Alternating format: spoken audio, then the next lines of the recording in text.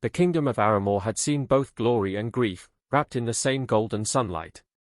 Its towers gleamed over a land that had forgotten peace, where songs of victory often drowned the cries of the fallen. In a small village that lay beyond the palace walls, there lived a boy named Tommo, the son of a soldier who once wore the crest of King Aruno.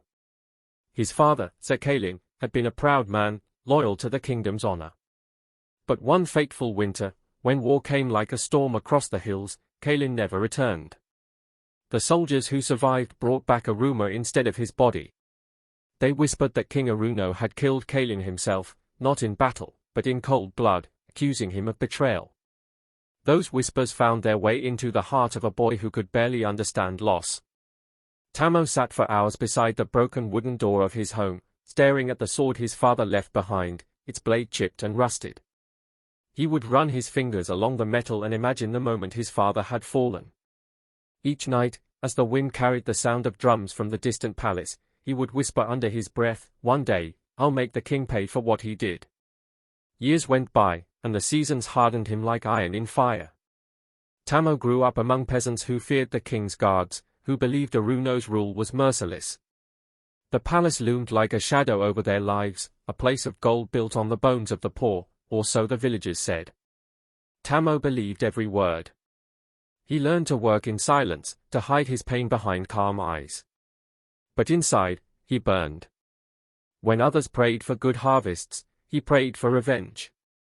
When boys played in the fields, he sharpened the same rusted sword his father had left behind. That blade became the only memory of love he had, and the only tool of vengeance he desired. Sometimes, old men in the tavern spoke of the king's victories, of the peace he brought after the war. But Tommo's mind refused to listen. Peace? He thought bitterly. How can there be peace when my father's blood was spilled by the hand of the man who rules us?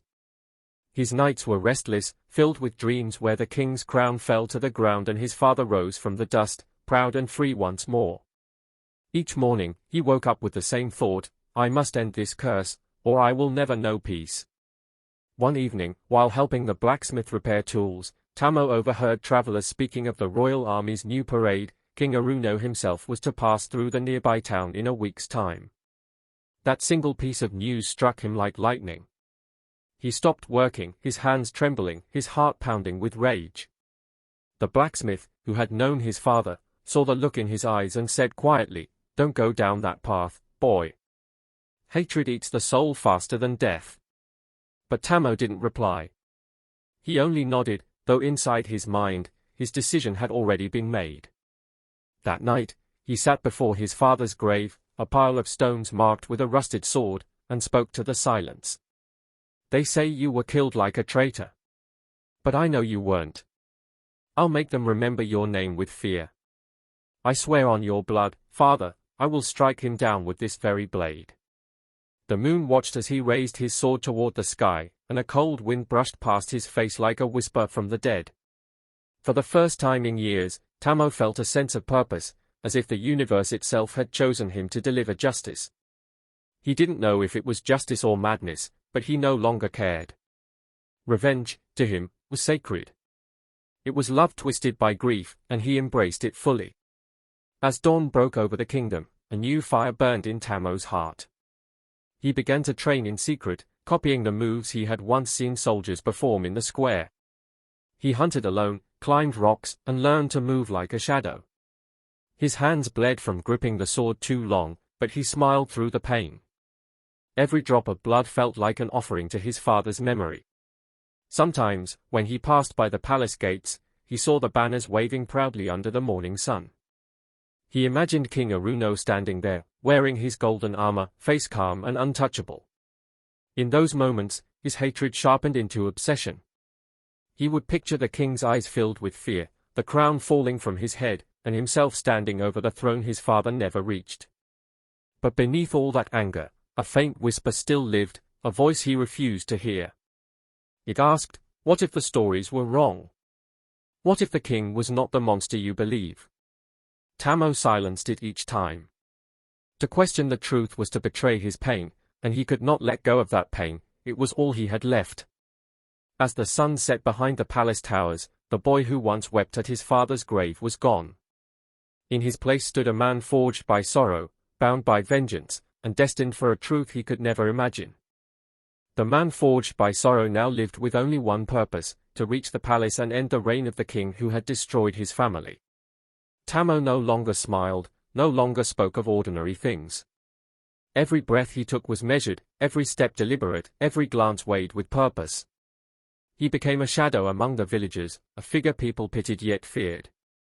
Rumors began to grow around him, whispers of a young man who trained like a soldier, who swung a rusted sword beneath the moonlight as if fighting invisible ghosts. Some said he had gone mad, others said vengeance had chosen him as its vessel. But Tommo ignored them all. He had stopped living for people long ago. The past had stolen everything that once made him human: joy, innocence, hope. All that remained was duty to a ghost. Each morning, he would visit the same small hill where his father's grave rested. He would kneel beside it and sharpen his blade while murmuring softly, "Soon, father, soon your son will stand before him." The sound of metal against stone echoed like a heartbeat, and with every stroke, Tommo's hatred grew sharper, colder, more disciplined. Weeks turned into months, and Tommo's body changed as much as his spirit. His muscles hardened, his hands calloused, his eyes grew distant, a mix of fire and emptiness.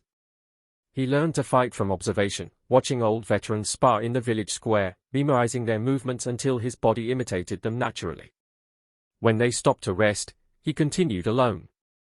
He trained until sweat stung his eyes and blood stained his palms. Often he would climb the cliffs beyond the forest to test his balance, walking narrow ledges as the wind howled around him. One slip could have ended him, yet he never hesitated. Fear had died inside him long ago. Every night before sleeping, he would whisper the same words: "The king must pay." Those words became his prayer, his lullaby, his reason to rise again. The blacksmith who once warned him began to notice the change. "Tommo," he said one evening, "a sword that burns too long in the forge can break." But Tommo only looked at the horizon and replied, "Then let me break doing what I was born for." There was no convincing him. The seed of vengeance had grown into a forest too thick for reason to enter. The day finally came when destiny knocked at his door, disguised as a traveler with news. The king's court had announced a grand festival in the capital. Merchants, peasants, and servants from across the land were to enter the city for trade and celebration. To the people, it was an opportunity for joy; to Tommo, it was an opening. He realized that if he disguised himself as a servant or laborer, he could enter the palace unnoticed.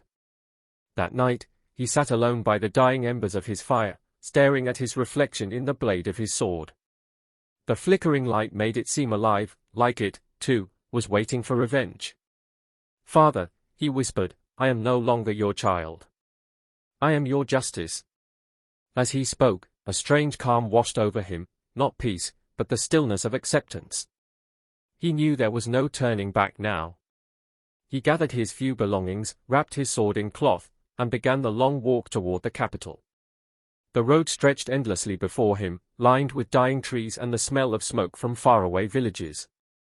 Every sound, the cry of a raven, the rustle of leaves, felt like a warning. Yet he kept walking. His steps were slow but unyielding, each one carrying the weight of years of grief. The moon guided him through the forest until the first glow of dawn painted the sky. Somewhere ahead, beyond the mountains, stood the palace that haunted his dreams. And this time, he was coming for it. As he neared the city, life began to move around him again. Crowds filled the roads, traders carrying spices, performers singing songs of victory, children running barefoot with laughter echoing in the dust. The world looked alive, untouched by the kind of pain he carried. For a moment, he envied them, these simple souls who did not know the burden of hatred. But then his gaze fell on the banners waving above the palace gates, the golden emblem of King Aruno. His heart hardened again. He entered the city under the disguise of a stable hand, his face hidden beneath a hood, his voice soft and forgettable. Inside the palace grounds, the air smelled of luxury, of polished wood, roses, and wine. Servants hurried about, guards stood proud in silver armor, and far beyond them, on the marble balcony, the king appeared. He was older than Tommo had imagined, his hair streaked with gray, his expression calm but weary. To anyone else, he might have looked noble. To Tommo, he looked like the man who had stolen everything. So this is the face of my father's killer, Tommo murmured under his breath. In that moment, a plan began to form in his mind. He would not strike blindly. He would wait, watch the king's habits, learn the palace's secrets, and when the time came, his sword would find its mark. He would make it personal. Slow. Final. But the palace was not what Tommo expected. It was not a place of laughter or cruelty, but of silence, heavy, disciplined silence. The servants spoke little, the guards followed orders without pride. And the king, though powerful, did not carry himself like a tyrant. He smiled at the children who served him water, greeted the soldiers who saluted him. Tommo noticed these things but refused to let them soften him. A tyrant can wear kindness like a mask, he reminded himself. Days turned into weeks, and Tommo continued his act as a humble worker, feeding the palace horses, sweeping the courtyards, polishing armor. Yet, in the quiet moments, he would stare at the king from afar, trying to see the monster people once described, but the more he watched, the less he saw cruelty. Confusion began to crawl through the cracks of his hatred. He buried it quickly, forcing his thoughts back to his mission. Don't forget why you're here, he told himself each night before sleeping in the servants' quarters. Still, something about the king's calm presence disturbed him deeply. He had expected arrogance, he had found gentleness. He had expected a murderer, he had found a man who looked almost burdened by his own crown. The contradiction tore at him, but he refused to stop. For him, doubt was weakness, and weakness had no place in revenge. One cold evening, after a long day's labor, Tommo stood at the edge of the courtyard, watching the sun disappear behind the towers. His hands ached, his eyes were heavy, but his heart refused to rest. The palace bells rang in the distance, signaling the end of the day. The king walked across the balcony above, alone, his silhouette framed by the fading light. For a fleeting second, Tommo saw something in his posture, not pride, but sorrow. He could not explain why that sight made his chest tighten. Maybe he saw his father's loneliness reflected in it, or maybe he was simply tired of carrying hate. He turned away quickly, whispering to himself, "No. I can't feel sorry for him." That night, as the palace slept, Tommo sat near the stables with his sword hidden under his cloak. The moonlight touched its edge like silver fire. He lifted it slowly, running his thumb across the blade until it drew blood. "This is the blood he spilled," he said softly. "And this is the blood that will end him." But deep within his heart, beneath the layers of anger, beneath the years of pain, something fragile began to stir. It was not forgiveness. Not yet. The night that followed was colder than usual, the kind that bit through skin and whispered of storms to come. Tommo couldn't sleep. He lay awake in the servants' quarters, staring at the wooden ceiling, his thoughts tangled between revenge and the strange calm he had begun to feel. Every time he closed his eyes, he saw the king's silhouette on that balcony, alone, heavy with something he couldn't name. "It's all an act," Tommo muttered under his breath, trying to bury his confusion beneath anger. "He fooled the people, he won't fool me." But no matter how many times he told himself that, the image of Aruno's weary eyes refused to fade. By dawn, Tommo decided he needed distance, a moment to clear his head. He took his sword, hid it beneath his cloak, and slipped out through the side gate before the guard's shift changed. The palace stood silent behind him, but his heart thundered like war drums inside his chest. He didn't know where he was going, he only knew he had to move, far enough that his thoughts could breathe again. The forest outside the capital was still wrapped in mist when he entered. Shafts of pale sunlight filtered through the trees, falling across damp soil and half-frozen leaves. Birds called faintly from the distance, their cries sharp and lonely. Tommo walked for hours, following no path, guided only by the rhythm of his restless mind. Every few steps, he'd tighten his grip on the hilt of his sword, as if holding onto a purpose that was slipping away. "Why am I hesitating?" he thought angrily. "He's the same man who murdered my father. No act of kindness can erase that." Yet, as he spoke those words to himself, his conviction trembled. The king's face, tired, kind, strangely human, haunted him. Somewhere deep inside, a part of him wanted to know the truth. Not the rumors, not the whispers, the truth his heart could finally rest on. Lost in that thought, he didn't notice the sound at first, a cry, faint and sharp, carried by the wind. He stopped walking. The cry came again, desperate and high-pitched, the sound of someone drowning. Without thinking, Tommo broke into a run, pushing through branches that clawed at his arms. The forest opened suddenly into a wide clearing where a river cut through the land, its water wild and swollen from the rains. In the middle of it, a young girl was struggling to stay afloat, her small hands thrashing against the current. For a moment, Tommo froze. His instincts screamed at him to move, but his mind hesitated. If he jumped in, the current could drag him under. And yet, could he stand there and watch her die? His hand went to the hilt of his sword, but before he could act, someone else appeared at the edge of the river. A man in a dark cloak ran past him without a word and plunged straight into the freezing water. The current roared, pulling hard, but the man fought against it, every movement fierce and determined. He reached the girl, grabbed her arm, and lifted her above the surface, pushing toward the shore with powerful strokes. Tommo rushed forward to help as the two of them collapsed onto the riverbank, gasping for breath. The man lay there for a moment, chest heaving, his cloak soaked through. He turned toward the child, checking her pulse, brushing the wet hair from her face with trembling hands. "You're safe," he said gently, his voice calm yet commanding. It was that voice, deep, steady, unmistakable, that made Tommo's blood run cold. The man lifted his head, and the morning light fell across his face. It was King Aruno. For several seconds, Tommo couldn't move. The sword at his side suddenly felt meaningless, heavy like a lie. He had imagined this man as a monster, a killer without remorse, yet here he was, shivering in the mud, saving a stranger's child with his own hands. Tommo's mind spun. He stepped back, hidden behind a tree, his heart hammering so loud he could hear it echo in his ears. The king lifted the unconscious girl into his arms and whispered, "Every life has worth, no matter whose child it is." His voice carried across the wind, soft but certain. Tommo stood there, breathless, as 1,000 questions collided in his chest. Why would a tyrant risk his life for someone he didn't even know? What kind of man does that? He felt something shift inside him, not quite forgiveness, not yet, but a deep crack in the wall he had built around his heart. The man he had sworn to kill was not the man standing before him. When the king's guards arrived moments later, Aruno refused their help.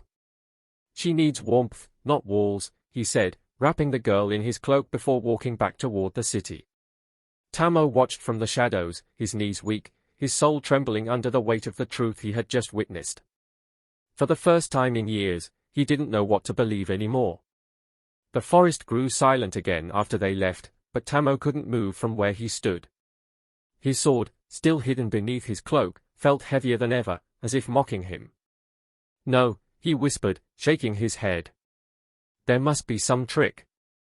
It has to be an act."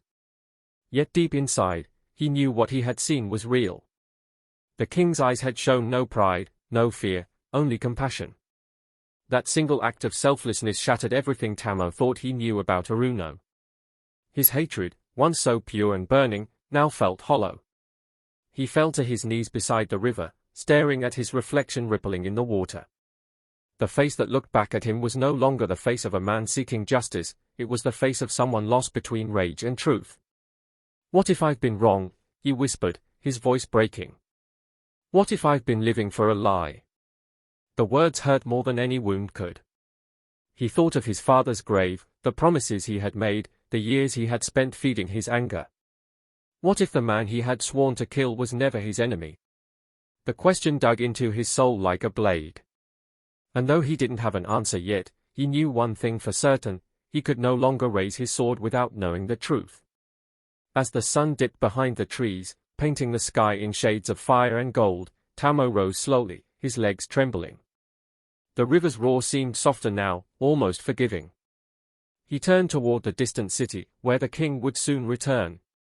His heart was still heavy with confusion, but his steps were lighter, not because his burden had vanished, but because for the first time, he was walking toward something greater than revenge. He was walking toward the truth.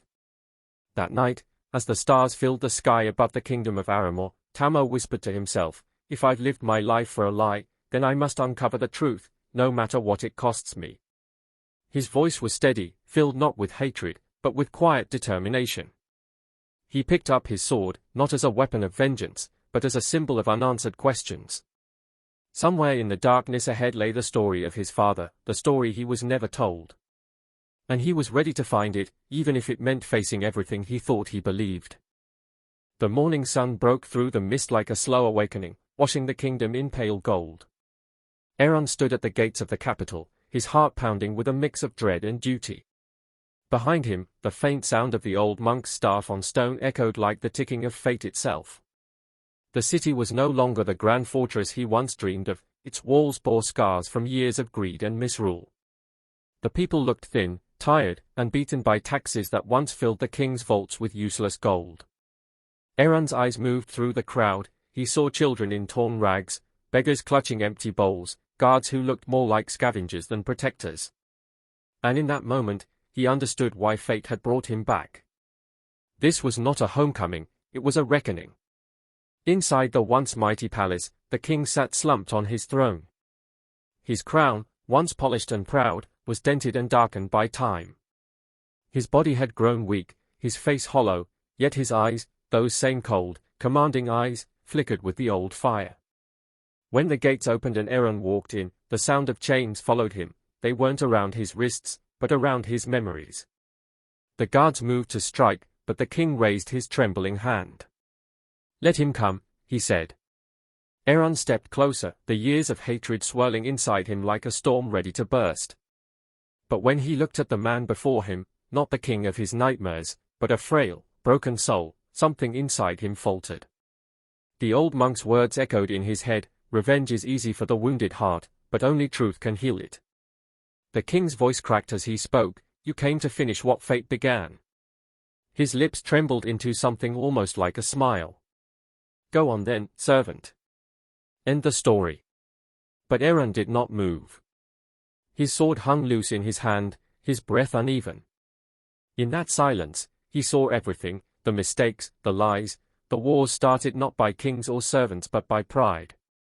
Slowly, Aron sheathed his sword, knelt before the king, and said softly, "I came to save what little is left." The court gasped. The king's eyes widened, glistening not with anger, but something close to relief. For the first time in decades, he bowed his head, not as a ruler, but as a man seeking forgiveness. Outside, the bells began to toll, echoing across the kingdom like a long-awaited sigh of peace. The circle of hatred was finally breaking. The servant had returned, not to destroy the king, but to redeem the soul of a kingdom that had forgotten its heart. The silence that followed inside the throne hall was heavy, not the silence of fear, but of awakening. The courtiers, who once bowed blindly to tyranny, stood frozen as Aron and the king faced each other in fragile peace. The air trembled with a kind of holiness neither man expected. The old monk stepped forward, placing a wrinkled hand on the king's shoulder and the other on Aron's. "Forgiveness," he whispered, "is the only crown that never tarnishes." Those words seemed to break something within the king. Tears, unseen for years, carved lines through the dust on his cheeks. He looked at Aron, the man he had once condemned, and said with a trembling voice, "I do not deserve your mercy." Aron's gaze softened. "None of us ever truly deserve it," he replied quietly. "But we give it because the world cannot survive on vengeance alone." The court remained in stunned silence, but a spark flickered in the hearts of those who watched, the kind of spark that could ignite change in a place long drowned in despair. That day, for the first time in decades, the kingdom witnessed humility sitting beside power. Weeks passed, and the palace began to breathe again. The starving were fed, the guards laid down their weapons, and the old banners of war were replaced with cloths of peace. The king, weaker each day, found solace not in gold or glory, but in the quiet presence of the man he once wronged. Together, they would sit beneath the great oak in the palace courtyard, the same tree where, years ago, the king had ordered Aron's father to be hanged. Now, it stood as a symbol of endurance. "I thought I ruled this land," the king said one morning, his voice almost a whisper, "but in truth, I was its prisoner." Aron listened, his heart aching with both pity and understanding. "You can still free it," he said. "Not with your sword, but with your last breath." That evening, the king called for his people. With trembling hands, he removed his crown, the same crown Aruno once vowed to destroy, and placed it at Aruno's feet. "The kingdom belongs to those who heal it," he said softly, his voice breaking. And with that act, the man once feared as a tyrant died peacefully, not as a king, but as a soul finally freed from his sins. Years later, the story of the servant and the fallen king became a tale whispered across generations. The kingdom flourished under Aruno's rule, not through might, but through mercy. Statues were never built in his name, for he forbade them. No stone should rise higher than the people, he would say. But his legacy lived in the laughter of children, the open fields, the fair courts, and the songs sung by travelers. When Aruno grew old, he often returned to the same oak tree where his life had once been defined by pain. One evening, as the sun dipped below the horizon, he closed his eyes and smiled. "Father," he murmured, "I have avenged you, not by spilling blood, but by mending what was broken." A gentle wind stirred the leaves above, as if the earth itself bowed in respect. And so, the servant who once sought vengeance became the king who healed a kingdom's heart. His story lived on, not as a legend of war, but as a reminder that even the deepest wounds can bloom into peace when forgiveness is stronger than the sword.